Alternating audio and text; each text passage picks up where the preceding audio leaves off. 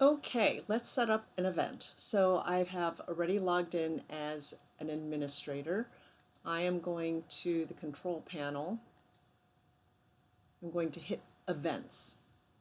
Then there's this handy dandy button here. It says add a new event, Easy Wizard. That's what we're going to use. We're just going to follow all the instructions and set up a new event.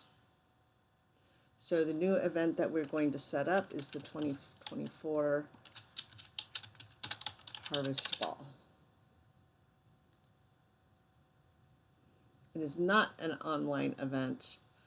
It is not first come, first serve. They are going to have not exactly assigned seats, but they're going to have table numbers on their seats. So we are going to be at the Slovene Party Center. And let's just look at the design. So this is how the tables are designed. In another video, I'm going to show you how this design is set up, but we already have some venues that are already in here. So let's just go ahead and use this table design. This has a capacity, it's got 14 tables, it's got a capacity of 112, although I know that is with 8 seats per table. I could probably fit in 9 seats at each table. So that would be actually 14 more. So I can fit more people in at the Slovene Center if I needed. So let's go back. So I don't need to have a new design chart. I'm just going to use the existing one here. I'm going to go next. The event is going to be 9/29, and it is going to be at 2 p.m. Actually, it would be 1400. Well, I guess that would be 2 p.m. I didn't know if they were using military time or not. And then the event duration is 6 hours.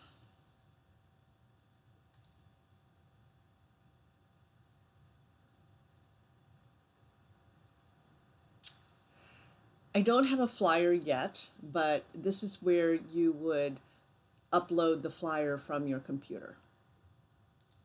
I'm just going to skip that for now. We don't have the concern about social distancing. We aren't charging any tax. There are price levels. So I'm actually going to do the price levels in a different video. And that's setting up your tickets. Oops, let's just add one price level. So the price level is non-member.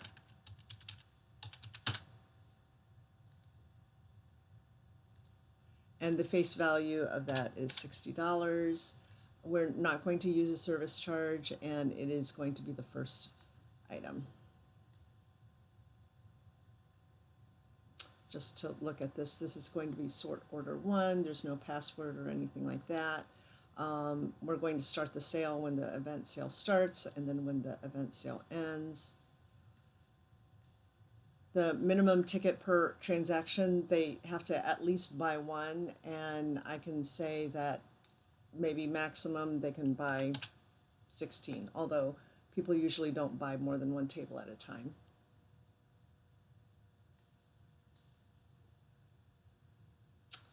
Tickets are available in increments of 1. They can buy 1 ticket at a time. So I'm going to add this as a price level. I am going to add some price variations, but I'm going to do that in a little bit when we talk about the tickets.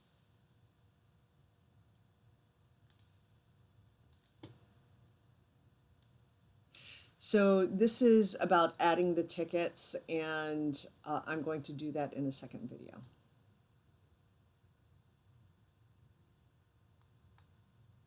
So there's different ways that you can promote your event, and I'm just going to finish right now. Oops. This is the basic information, and for the Special event type, I usually put in something like gala.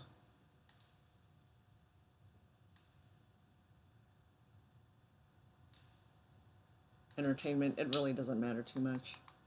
So I have the venue, it's not a recurring event, sales start, and then sales end is something that you're going to have to calculate from after. Actually, there's a number of ways that you can calculate this. So you want the sales to end either a certain time after the event begins or a certain time after before the event begins.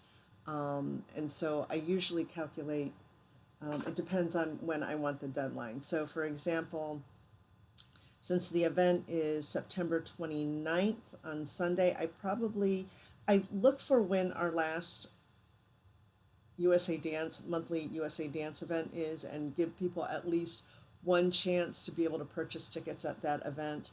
In this case, we're going to have a chance for people to buy tickets in the August 25th event. So they'll at least have that. And maybe there is another event that's going on that will want to give people a chance to be able to buy tickets. For example, another USA Dance event, like a Youngstown chapter or Painesville chapter or Sandusky chapter. And I usually like the sales to end about 1 or 2 weeks before the event. And so I'm probably going to have the event sales end on September 16th on the Monday.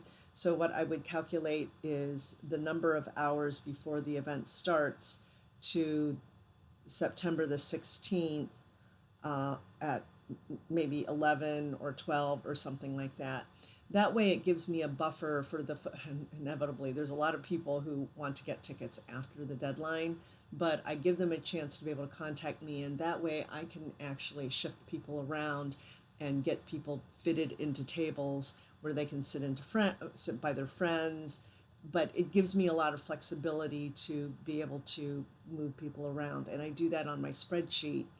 And note that anybody who buys tickets after the Ticketor site closes doesn't count in the payment that we have to make to Ticketor, so that we don't have to pay that percentage. So that's also another reason why I tend to close it maybe a couple of weeks earlier. Anyway, that's what I'm going to put in there, and that is pretty much it for the setup. You just want to make sure that you set up the venue, the dates and the time, when you want the ticket sales to end, and then we're going to set up the tickets in the next video.